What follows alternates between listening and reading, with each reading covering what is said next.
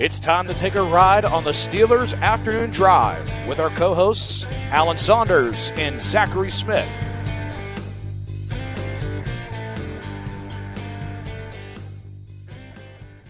Welcome into another episode of Steelers Afternoon Drive. I'm Zachary Smith. That is Alan Saunders. Of course, I already explained yesterday, but yes, we're both rocking shades. You're going to see it for a while, so get used to it. Alan, how we doing? Doing good.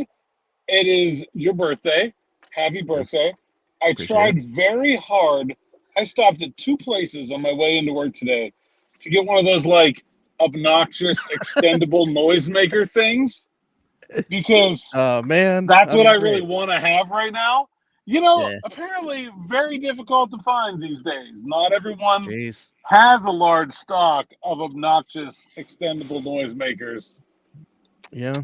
That's what I was looking for. No party cities in the area. Yeah, I guess that's where I probably needed to go. I guess everybody buys that stuff on Amazon now. I didn't prepare ahead well enough. But happy birthday. No silly string either. Yeah, well, the silly string doesn't really – I mean, I'm just silly stringing my own car at that point. So, like, it kind of loses some of the luster, really. But the obnoxious noisemaker would have been great.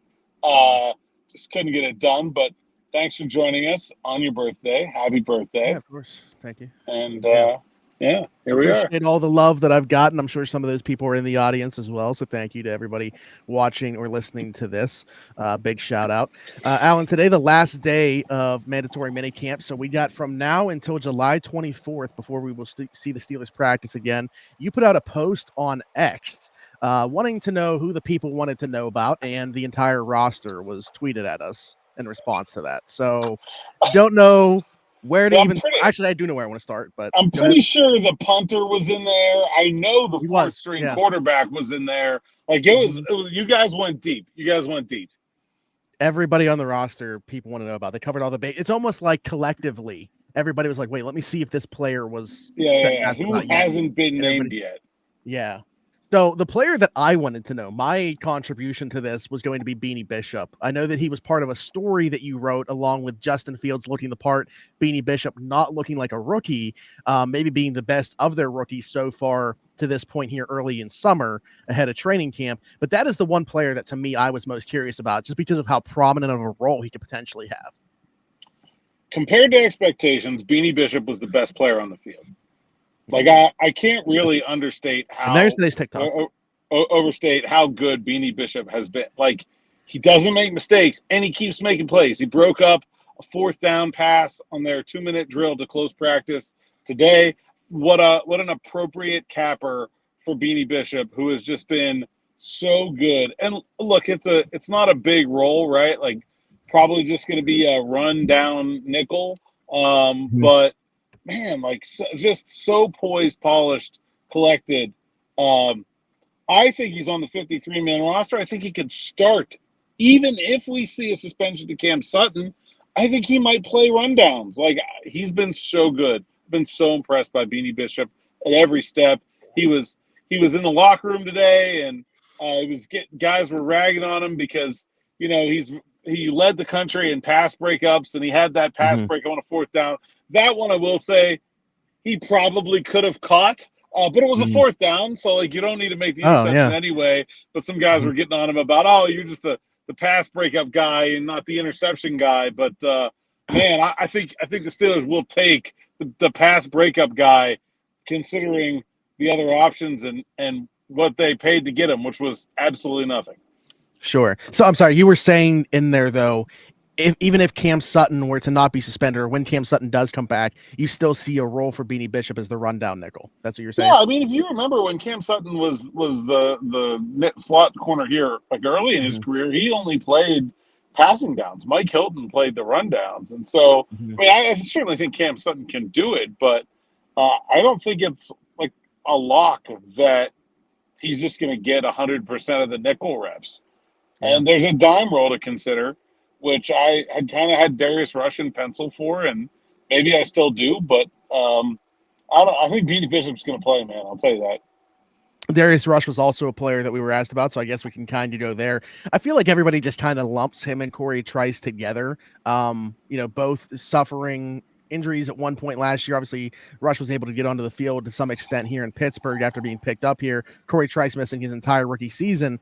And we've talked about this a lot, but the Steelers really didn't go out of their way to add cornerbacks that are really going to block those guys out. Obviously, they added Dante Jackson via trade, but those guys can still carve out roles for themselves as, backup boundary guys and certainly contributors and dime and stuff like that. So, what have you seen from both of those guys? I think Corey Trice is a little hard to characterize just because he's still got that big, bulky knee brace on, not quite what I would call 100%. He's working, but clearly not yet 100%. And so I would say he still looks more like a work in progress, maybe even compared to where he was this time last year. We'll see if he can get to full go by the start of training camp, get that brace off. That would probably be a big help for him. Darius Rush, man, I really like the player. I think he's a guy that can do a little bit of everything. I think you can play him in the slot and the dime. He can be a backup outside. Those guys have gotten a lot of work. It's not like Dante Jackson has much to do, here at OTAs and minicamp. So seen a lot of them against the first team. I think they've acquitted themselves pretty well.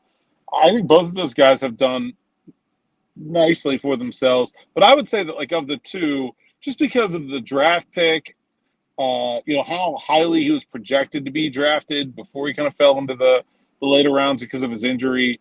I think people had a lot higher expectations for Corey Trice than Darius Rush. I think I'd probably flip those right now. I would say that I think Darius Rush is probably closer to having earned a role, but we still got a long way to go. Sure. Maybe the most popular player that we were asked about, Alan, as I was going through this, at least at first glance, was Calvin Austin III. I know you wrote about him in a story. You've said the sentiment. Nick has shared it. Just talking about how impressive he's been. And right now, if the Steelers were to not add another receiver from this point until, training camp, start of season, it would be because of a guy like Calvin Austin stepping up in the way that he has in the early portions here. Dude, I talked to Calvin Austin pretty early in OTAs and asked him, hey, do you guys hear the trade talk, the conversation in the fan base that, this team needs another wide receiver? They can't go into the season with this group of receivers that they have. And he was like, oh, yeah, we hear it, and it motivates us. And, boy, if he did not do everything he possibly could in this OTAs to say, Omar Khan, you do not need another wide receiver. Your wide receiver 2 is right here. He was phenomenal. He had an instant chemistry with Russell Wilson. He did things I've never seen him do before in the red zone and going over the middle. Certainly he's done it to an extent in his career, but not with the Steelers. And with the Steelers, he was the deep shot guy. He was the gadget play guy. He looks like a well-rounded receiver right now in a way that I've not seen him as a professional. And, look, it's football in shorts, and certainly that environment is going to benefit a small, quick guy.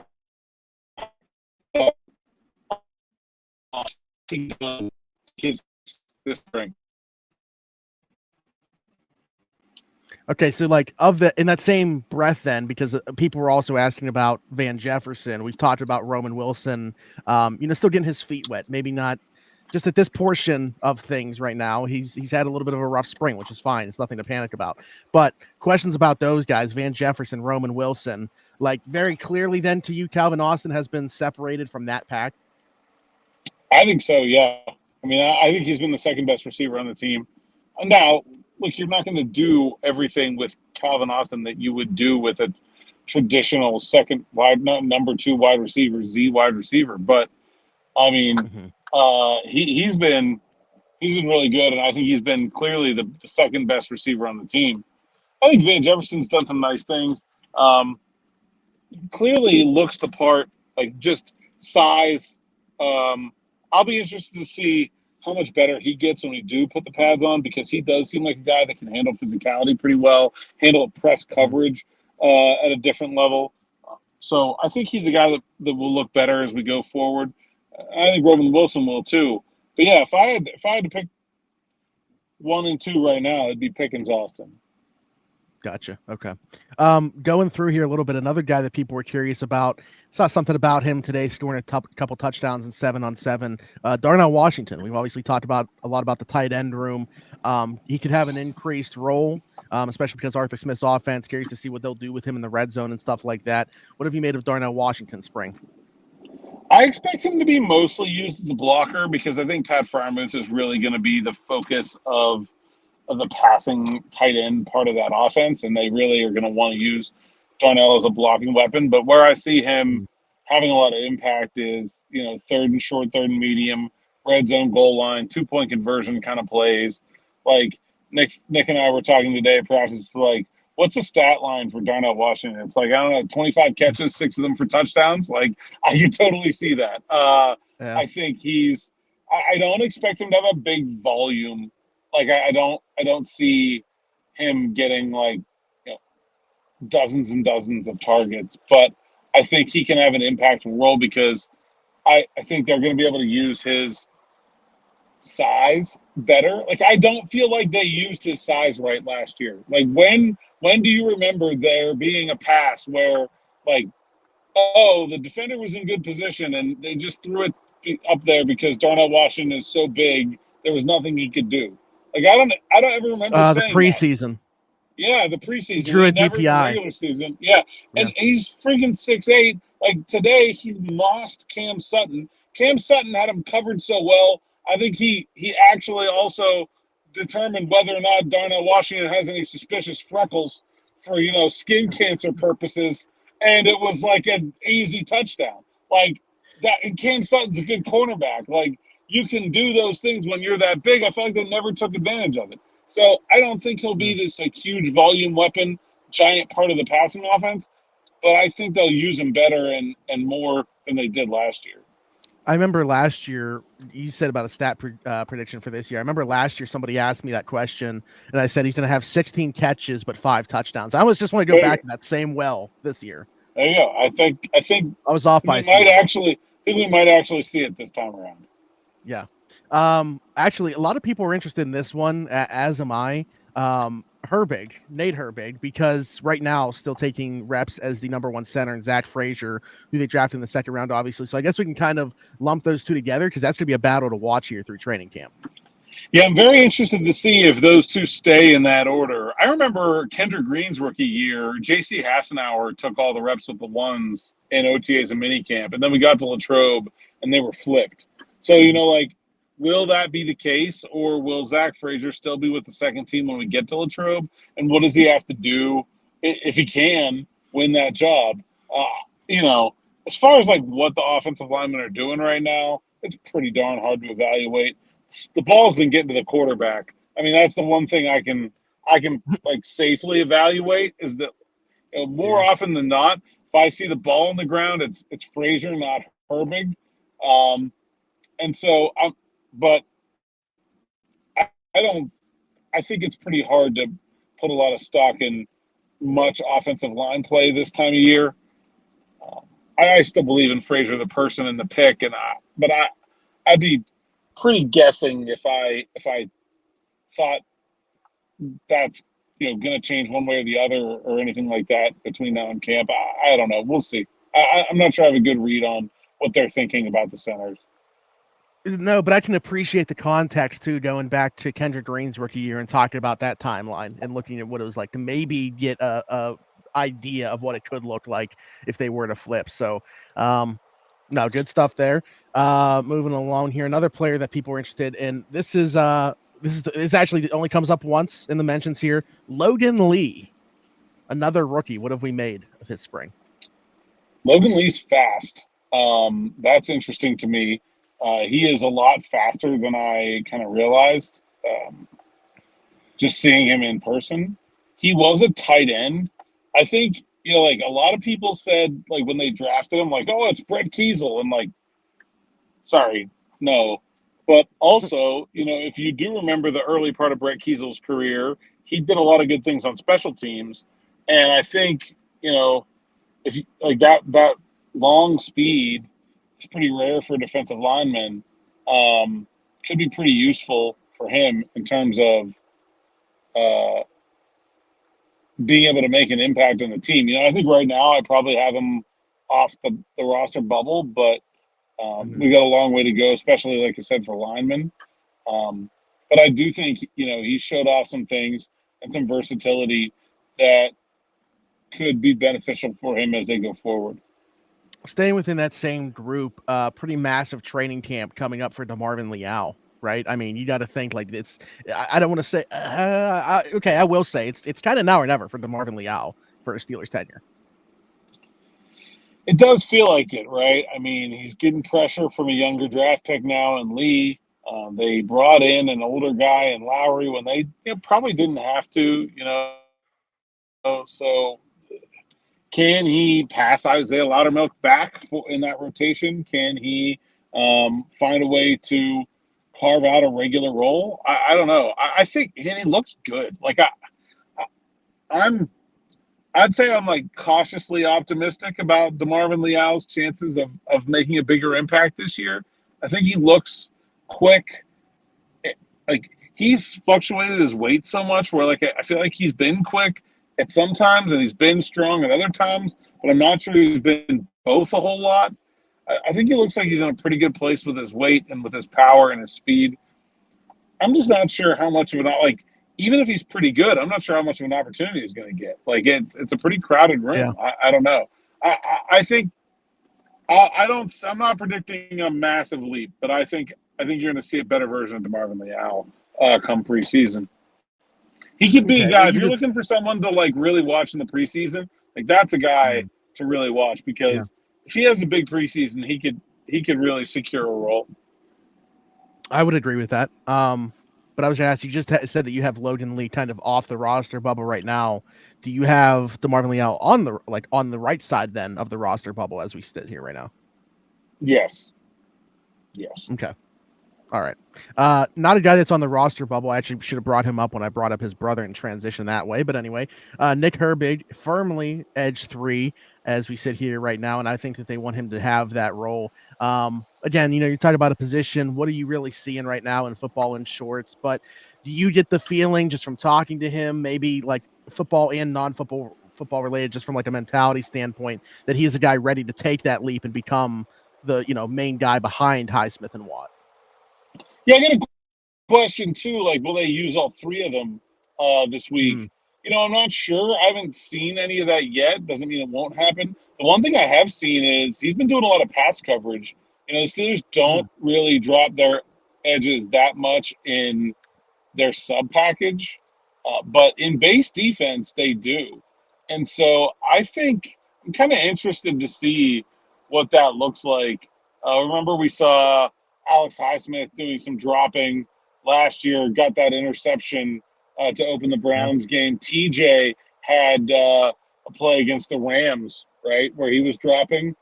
And if you figure you're going to use Nick Herbig, 20-30% of the time anyway, why not give him some of those, whether it's a zone blitz or whether it's just a straight traditional 3-4 coverage where you use his athleticism. Like if you're talking about edge rushers in coverage, like he has the ability to be a pretty darn good one, I think. I know a lot of people thought he might be a better off-ball linebacker than an edge rusher. Yeah. But you got to be pretty good at coverage for that to fit. And so I'm interested to see how much of that they lean into. I think there could be a little role for him there just in terms of how they use, like last year I felt like he got a lot of very easy pass rush reps. Not that the reps were easy, but it was like these are obvious pass rush situations when he came into the game. Maybe with the exception of after TJ got hurt late. But maybe that's another way for them to find some places to use him and say like, okay, yeah, not just easy pass rush, but now this is a guy we drop into coverage sometimes too, so you have to be aware of that. Somebody just brought this name up literally now, like as we're recording, it got posted to us, and it was the first time that I've seen his name mentioned. David Perales. You talked about he was part of the rookie minicamp. He was obviously around the organization quite a bit last year, but we didn't actually see him. Like, is there a chance because of the lack of edge options that they've really brought in, besides obviously I just mentioned Herbig going into an elevated edge 3 role, Jeremiah Moon on the roster, like could he maybe potentially carve out a role for himself? I called him PBU Rallis the other day because he kept like knocking down balls.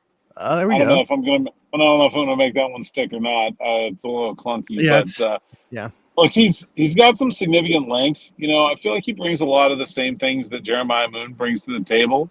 Maybe not quite as explosive of an athlete, but I think he's probably like a more refined pass rusher. He's also big. Like the thing about Herbig, and they got Kyron Johnson in there too. Like those are little edge rushers. If TJ or Alex gets hurt, like, I would have some concern about Nick Herbig holding up over the course of the season right now. And so I would think that Perales has a chance at a practice squad spot just because he can serve as like a bigger version of a backup edge rusher where if somebody gets hurt, like they may really need one of those. I've always kind of been impressed by like he tested really poorly coming out of college, but he's really like statistically proficient. Fresno State plays the Mountain West. That's not like bottom of the barrel football. Like I don't know. I think he can get. I think there's an NFL path for him. I'm just not sure. Obviously, it's not an obvious role for the Steelers right now, but he's a guy I wouldn't totally write off. I want to go back to the cornerback room. Somebody mentioned Dante Jackson, one of the new faces this year. I mentioned brought in via the Deontay Johnson trade. Speed to burn on the other side of Joey Porter Jr. for sure. Now a couple years removed from a pretty major injury. Does he athletically look like he's all the way back from that at this point? I mean, I don't know if he's going to run a 4.38 or whatever he ran coming out of college right now, but he looks pretty darn good. Looks very fast. A high energy guy. I didn't know that about him. He really brings the energy and the effort every day. I feel like he's been a very positive influence on that very young group of cornerbacks around him, where he's like a grizzled old vet in terms of like NFL experience, but he still has a lot of energy, a lot of positivity. Just seems like a guy that people kind of naturally gravitate towards. And so I think that's been a benefit. I'll be interested to see how they're going to use him. We talked with TA the other day, and it seems like they're open to kind of splitting coverages. And, obviously you have two very different cornerbacks in Joey Porter Jr. and Dante Jackson, about as different as you can be in terms of like still being successful NFL cornerbacks. And, if you're calling one coverage for both of them, I don't know how often that makes sense. So like I think you're going to see some split coverages, whether that's man zone, whether that's quarter half. Traditionally you call cover 3 or you call cover 2 or you call man. You're having both your outside corners do they're the ball. Coverages this year from the Steelers because of how different those guys are and try to maximize each of their skill sets. So I'll be interested to see how that goes forward. Don't really get to see a ton of that here because they're not game planning in camp, but all the energy. I think it's a good addition, man. I know people were not thrilled with that trade, and it's not great value for Deontay Jackson. I think we can acknowledge that. Deontay Johnson, rather. And obviously, the decision to trade Deontay Johnson was about more than just who came back in return. But, man, I think you really shored up that cornerback 2 spot. Like, I think he's going to be a good player. The whole circumstances of his acquisition.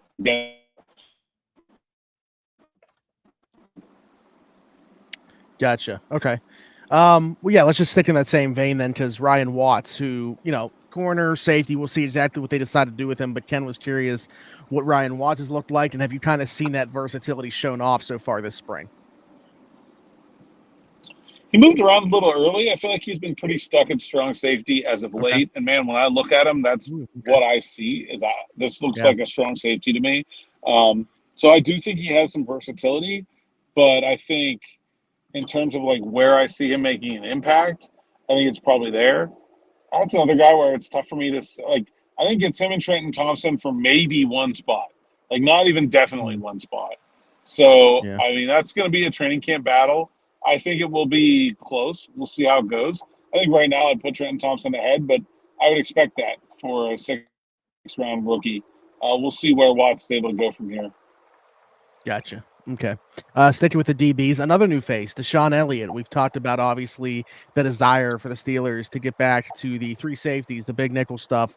Deshawn Elliott, actually, four different people want to know about Deshawn Elliott. So I feel like a guy that we haven't necessarily talked a lot about. We've talked a lot about, like, what they want to do schematically with his insertion, but not specifically him.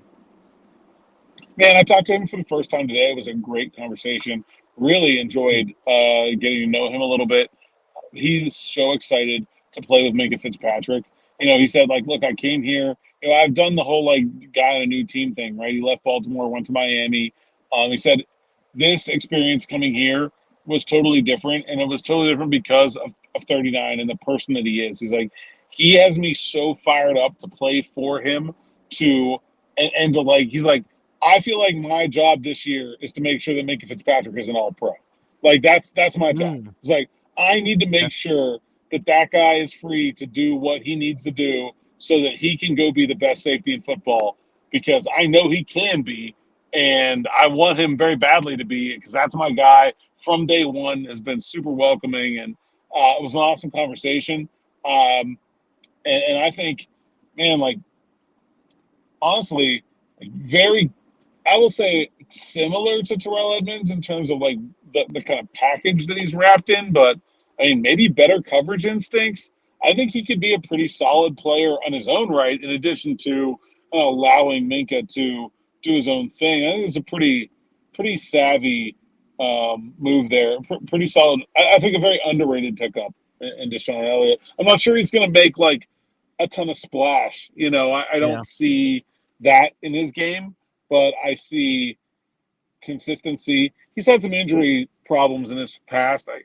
Something that we'll have to keep an eye on. But I think he's a guy that seems very solid.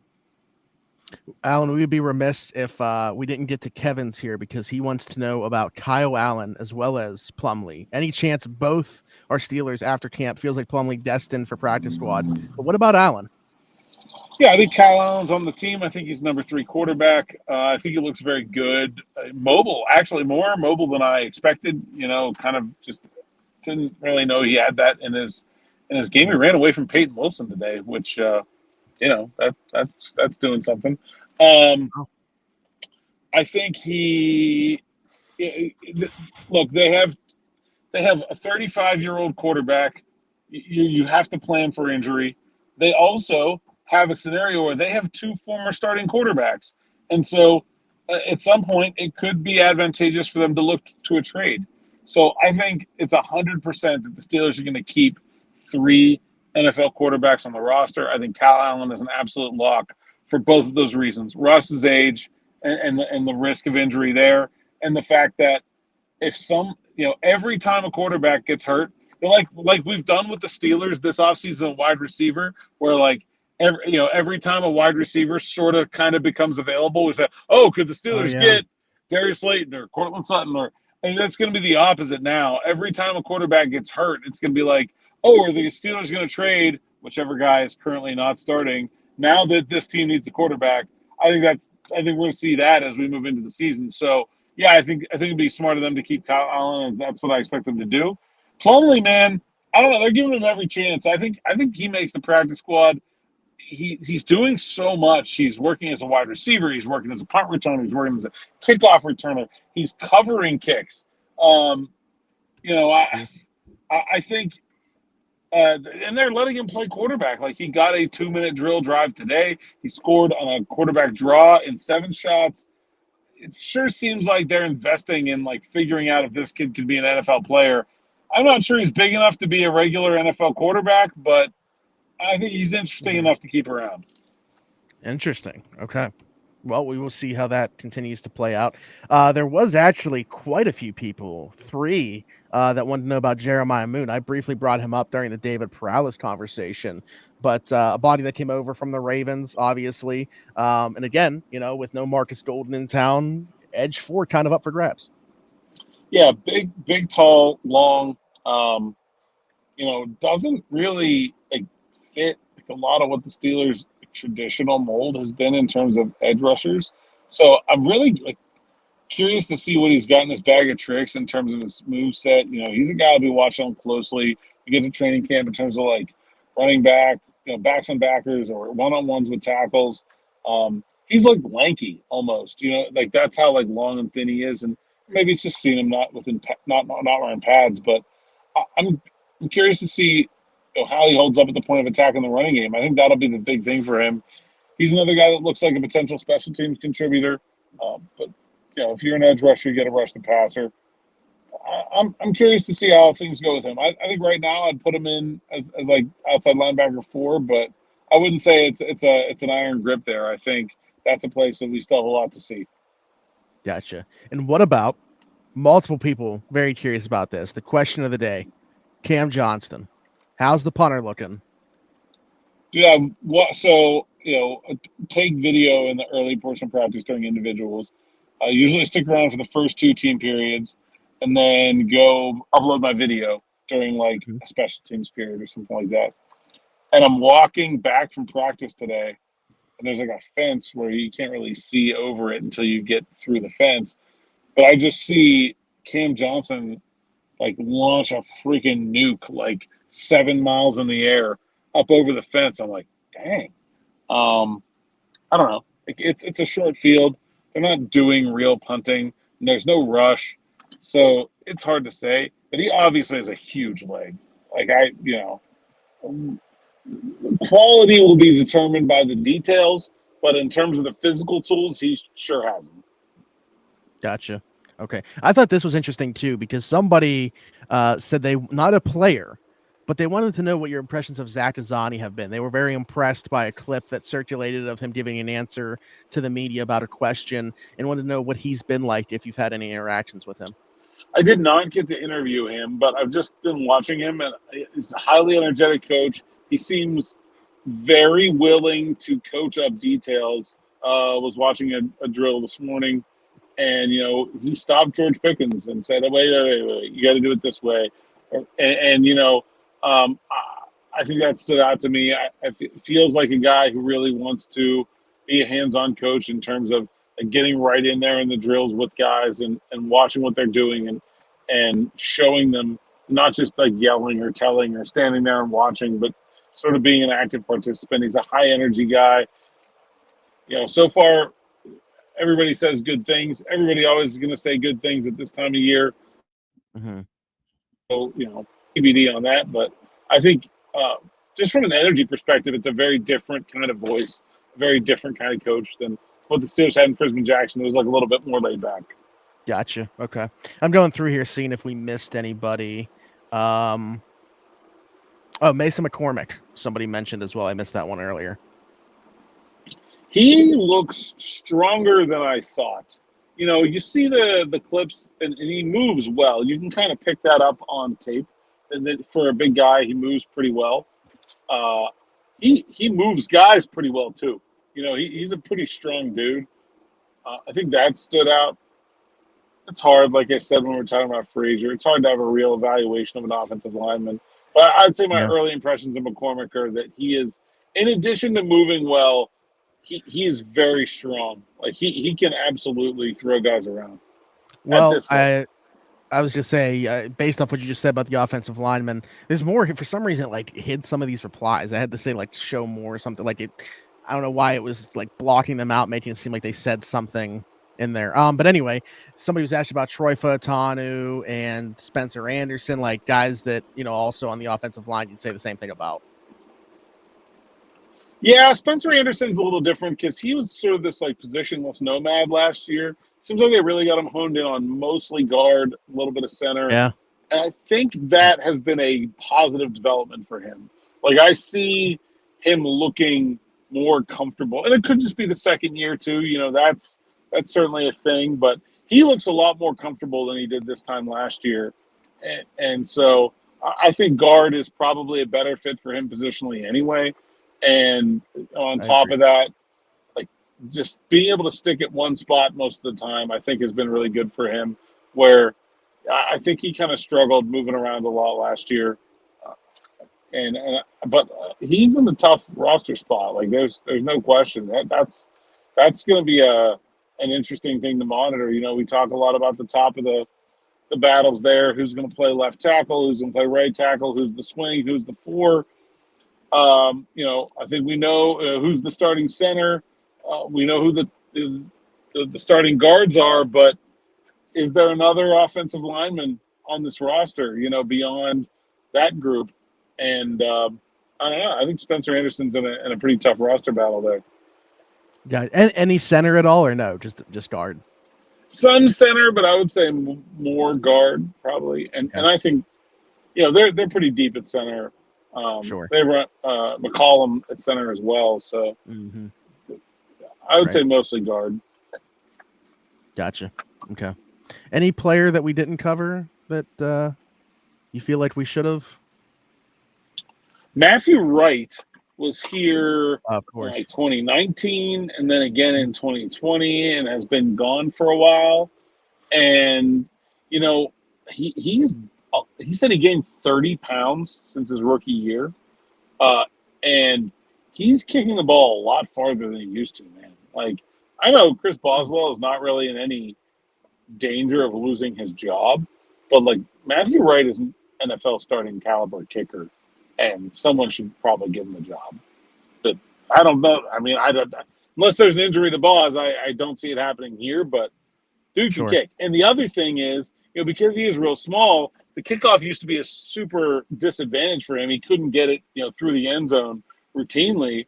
Now you don't want to kick it in the end zone. So I think he's got a leg up thanks to the new rule. And I expect him to earn a job, not in Pittsburgh, but to earn a job this training camp. Gotcha. Okay. All right. Good stuff. As always, Alan, tell the people they can find you. I can't believe nobody asked me about Christian Kuntz. Wanted to break down some long snapping. Yeah. No, nothing on Christian Kuntz. Literally, even if I paid attention to Christian Kuntz at practice, I'm completely unqualified to break down long snapping. I would not even be able to tell you if he looks good or bad over there. The episode or your post must not have made its way to the restaurant that Christian Kuntz used to work at, because I know they would have been asking about how he's looking. Coach's Bottle Shop in Dormont,